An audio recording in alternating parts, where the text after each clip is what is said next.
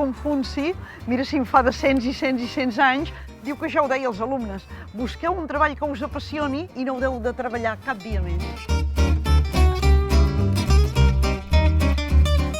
Jo tinc consciència que la cuina i jo hem anat de bracet des de ben petita. Els nens que neixen en un si pagès ajuden a sembrar, a collir, a vendre. La meva mare, que cuinava perquè tocava, no perquè en gaudís, se'n va donar i ja des de molt petita vàrem pactar tasques de cuina. I aquí va començar una amistat amb la cuina on m'hi sento bé, m'agrada, on em distreu. Una persona autodidacta és aquella persona que sap què vol fer però no sap com ho ha de fer. I ho aconsegueix no parant de preguntar, d'investigar, d'anar corregint cada dia, i aquest ha estat el nostre camí. Doncs viu sentint-se ciutadana de primera fila com ells. M'he sentit sempre un individu femení, però en un món que hi ha homes i dones, i això jo penso que és molt bo.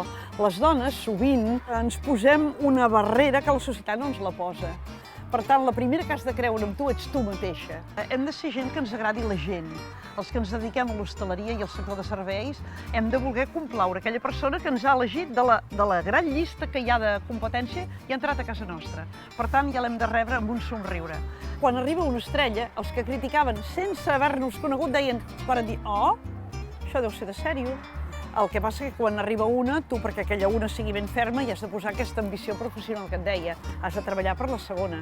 I arriba la segona, i tu has de treballar per la tercera. I arriba la tercera, i el teu equip els hi has de dir, no existeix la quarta, però imaginem-nos que n'hi ha quatre, per anar tirant endavant. Jo penso que és una carrera afortunada, molt afortunada.